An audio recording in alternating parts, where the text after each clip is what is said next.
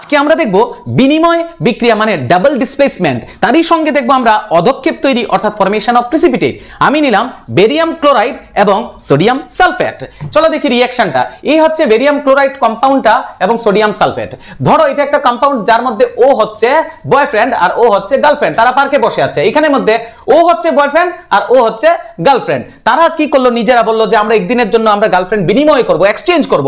তাহলে এই নিয়ে গেল ওর গার্লফ্রেন্ডকে আর এ নিয়ে গেল ওর গার্লফ্রেন্ডকে, হয়ে গেল বিনিময়, আর তৈরি হয়ে গেল বেরিয়াম সালফেট, সাদা অদক্ষেপ এবং সোডিয়াম ক্লোরাইড। এই বিক্রিয়াটি দেখার জন্য আমরা এখানে দুটো বিকারে জলের মধ্যে আমরা অ্যাড করে দিলাম সোডিয়াম সালফেট এবং বেরিয়াম ক্লোরাইড। সলিউশন তৈরি করার জন্য আমরা নেড়ে কিছুক্ষণ ওয়েট করব।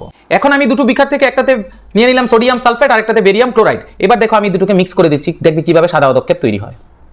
এই হচ্ছে আমাদের সাদা অদক্ষেপ অর্থাৎ বেরিয়াম সালফেট, বিনিময় বিক্রিয়া এবং অদক্ষেপ তৈরি উভয়।